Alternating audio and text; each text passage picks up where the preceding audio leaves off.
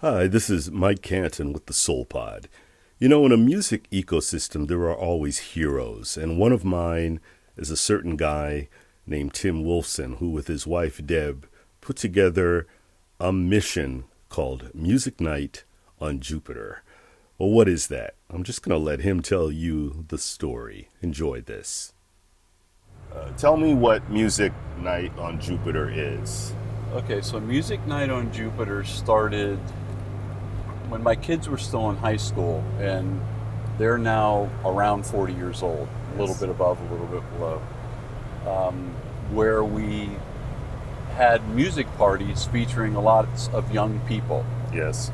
And I lived on Jupiter Drive. I lived a mile away from where I live now. Can we go to the original one? Because Sure. some people don't know it. Sure. Yeah, Let's do yeah. that. I had the opportunity to go. And we just called them Music Nights. Yes.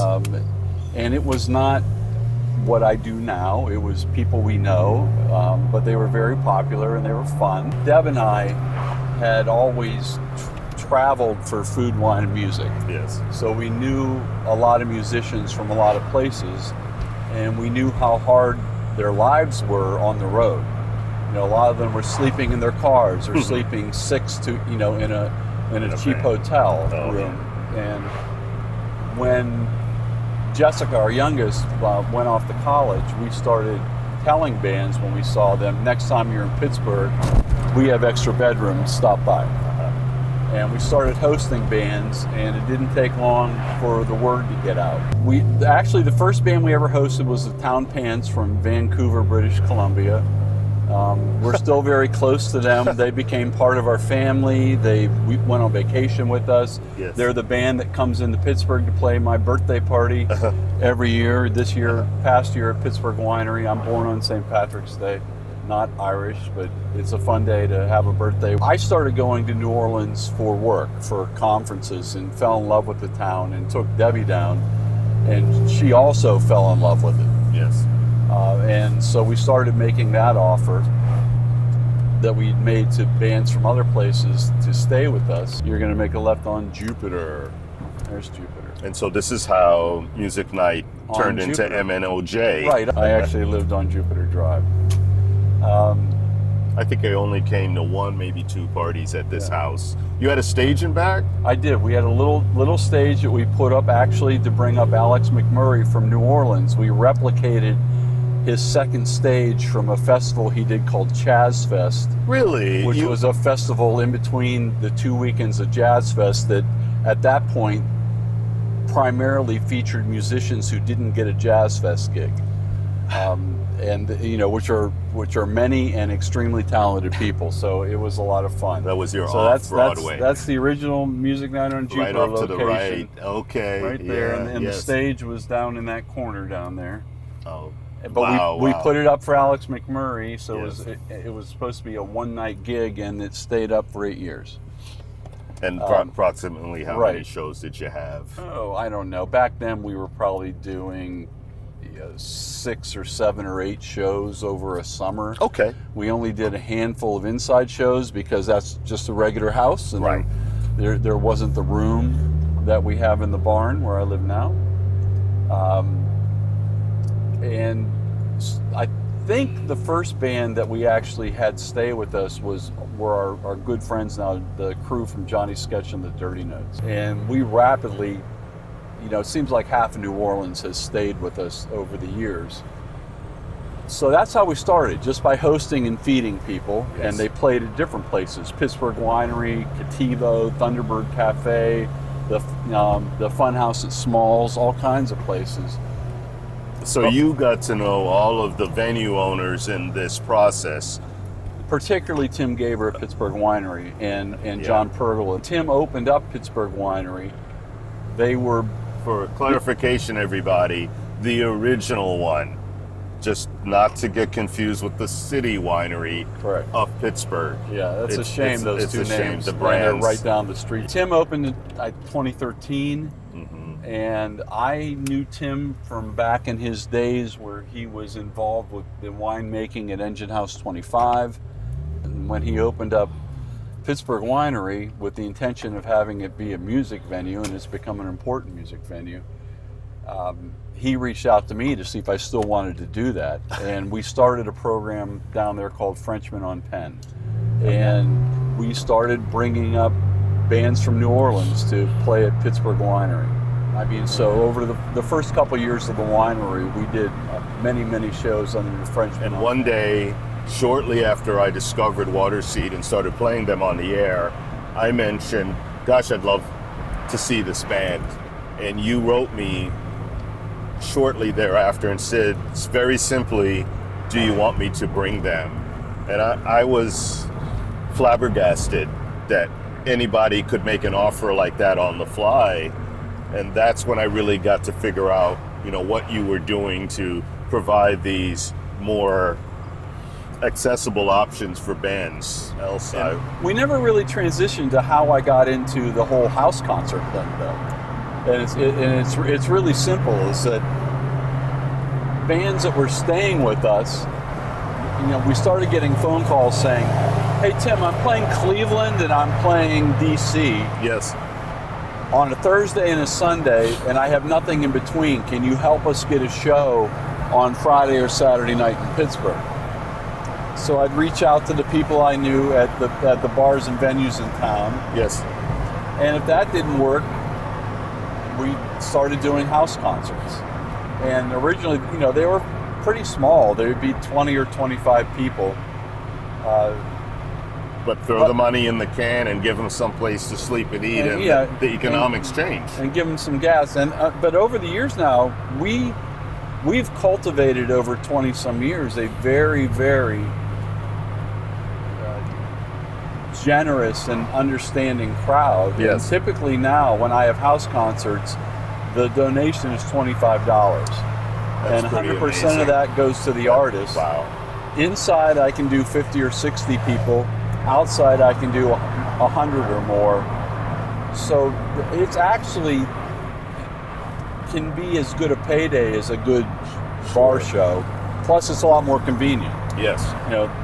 Load in, load out, where they're laying their heads down, everything is in one place. So it's become very good. And I really thank all the supporters of Music Night on Jupiter, because as I remind them pretty much every show I do, I've tricked all them into letting me let them pay for these bands I want to see play in my backyard or inside my house. Yes. I mean, what could be better? But have you ever wondered what it would be like to truly create an enterprise out of this? Is it feasible? Would you be able to do more? Does it matter? Yeah, I see it as my mission. Yeah. To help support music and musicians and artists also. Sure. If you're in the barn, you'll notice there's a lot of art in there. And most of it's local art, and I do have personal connections to pretty much every piece of art that's installed in my house. Do you ever wonder or estimate in your mind how many bands have been here that wouldn't have come otherwise? I think most of them. Almost every show I present that's not local, it's a combination of what I offer as a host. Yes. And the compensation I'm able to provide. I think some people just appreciate the affiliation with Music Night on Jupiter. That's come to mean something, because I don't think I bring in any dogs. I've scaled down after Debbie died. Yes. And after COVID, I didn't do anything for a while. Coming out of COVID, when I decided I was going to pick it back up, in addition to any music that I put into local venues and bands that I hosted that were being brought in by other promoters, I've had several bands from Colombia at this point, and Africa and Puerto Rico, and bands that now are headquartered or live in the United States or Canada, but are originally from other countries. Yes. Ramon Chino. I have these traveling musicians are not only staying with me now, but they're staying with other bands in other cities because they've been introduced to them through what I do. So it's a Oh. yeah, it's That's cool. it is fun. It's fun Yeah. knowing that, and there's been some musical interaction between people who otherwise wouldn't have met. Hey, we're coming up on an important place, right? Yeah, here's We're Thunderbird. Coming up on the Thunderbird, and you had a good connection with these folks. I still do. John Yes. Pergle's a good friend. Yes. Since they've become a larger venue, it's a little bit more difficult for me to place bands that I know. So you just touched on something else. The feeling that you're becoming a curator. When somebody says, if you got anybody I want to know, he's developed a reputation for having good selections. I think I said before, I try not to. I'll give anybody a listen, but I Sure. try not to stake my reputation on something. I present the bands I like, Right. and for whatever reason, I think I have a good ear. But and I don't know how it got there, but thank you, thank you. Yeah, but I grew up in an environment where people, when I tell them my dad was a AM top 40 rock and roll disc jockey Yes. when I was growing up, they think I grew up surrounded by music, and that wasn't the case, because my dad was a morning man and he went to bed at 5 in the afternoon, Yes. and we had to be quiet, so we weren't playing a lot of music. So Yes. it is amazing that my life has evolved into whatever it is that I do now. So I guess curator is part of it. I hate to call myself a promoter. Yes. I'm just a guy who knows people and tries to hook them up, including audience members with good music. Yes. When I was 25 is where I presented, I believe, my first ever show to the public. And it was, so for a while I had a wine group called Yins du Vin. I know it's Van, but it sounds funny. Cute. YINZDUVIN. Mm-hmm. And we would get together usually on a monthly basis, and I won Mark Dignam at a WYP Rock the Block party way back when. And this was before I was even doing house concerts. And I was having a Yins du Vin event at Pittsburgh at Engine House 25, and asked Mark if he would, instead of at my house or whatever, would he perform there. I had no idea what I was doing. I didn't know that I should be worried about things like a PA system. So Mark shows up, guitar in hand, and I have nothing. I've got 150 drunk people, crowded in the main space, and we put Mark in a corner, and he played for me for 75 minutes or whatever. I've had I forgot all about music for a mess. So for 5 years I did the production end of a festival at Heartwood Acres that was a fundraiser for the National MS Society. Mm-hmm. Mm-hmm. And I was given free rein to put the bands I wanted. So it was a lot like what I do at home, only in front of on a nicer stage in front of a larger audience. And one of the years was actually New Orleans themed, so I had Johnny Sketch and the Dirty Notes. I had Waterseed play at that festival. That was wonderful. I had... Was Stevie Wellens at that one? When you did the big thing at Heartwood, did that give you the bug for bigger things, or did you say, okay, that's just one part of the big picture, I still like small? That was a lot of... The festival was a lot of work. Yeah, I can imagine. We met every week. It was very expensive to present a show at Heartwood Acres, as beautiful as it is. There's a lot of people to be paid when you do it there. But what it did do is get me looking for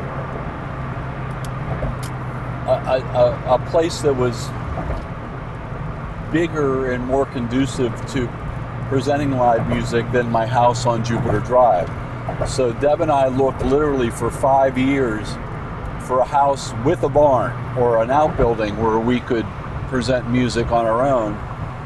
And for one reason or another, and we looked at old gas stations and churches and warehouses and you name it, we looked at it. Well, but I ended up 1 mile away from Jupiter Drive on Rosanna, living in a barn and presenting music there. Yeah. Yep. Straight out, right? Yes. Yes. Yeah, Okay. keep Right. going. Yeah. Okay. So I'm glad we talked about that, because I didn't realize that was the spark that made you move. Yeah, I knew I could do more people Yes. and make people more money. You know, I want the bands to be compensated. Yes. You know? It's a lot nicer being able to pay somebody, you know, $2,500 before, and I'm not paying. I'm a, you know, basically what I do is electronic pass the hat. Mm-hmm. I mean, know? musicians are a different gang, and I don't know what I do without them now. Well, I'm not artsy. I will tell you, I've had easily, you know, over 20 years, 1,000 people stay with. I can't say everybody's family. Some bands I feel like I sort of feel like Lou's family. Yes. You know, my friends in the Town Pants are family. My friends in the band Driftwood, I feel like they're family. Johnny Sketch, some of the people in that band are family. I mean, after Deb died, we had her celebration of life 2-day music festival is really what it was. A number of these bands actually, you know, came up to perform on their own dime. That's awesome. You know, just yes, that's how much you meant to them. Just to repay the thanks and gratitude.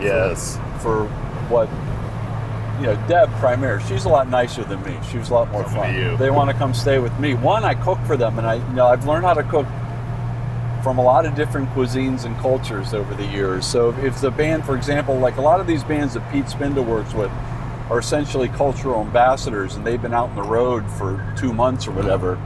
And frankly, you know, having a bowl of Sancocho, instead of gas station pizza, is a treat for them. Absolutely. Yeah. So, and I do like to cook, and I've got the kitchen to do it in. So, you know, that's been pretty cool. But no, people genuinely like Jupiter and Oquist from the Congo.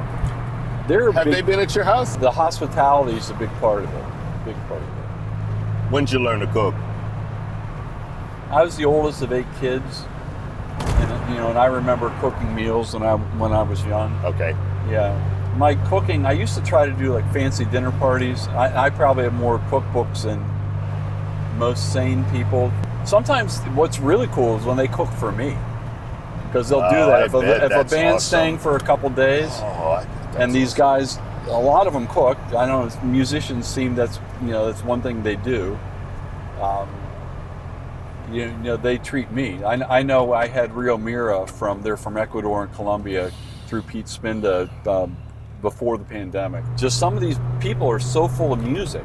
They just spontaneously do it. They can't stop. Yes. Like Jason Landero and his band, one morning at breakfast, one of the guys went just like a couple notes of a tune they knew, a traditional tune. Mm-hmm. And then it blew up. All 7 of them all of a sudden were singing, banging on the table. You know, one guy ran and got his gaita, his flute. It was those experiences, the off the cuff things are just they're special. And sometimes I have to remind myself that, hey dude, just step back for a second, look what's happening in front of you, because this doesn't happen to everybody. Right. Well, that was all about Tim Wolfson, all about Music Night on Jupiter.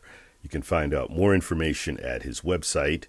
And don't forget that the Soul Pod is available on YouTube with a lot of episodes.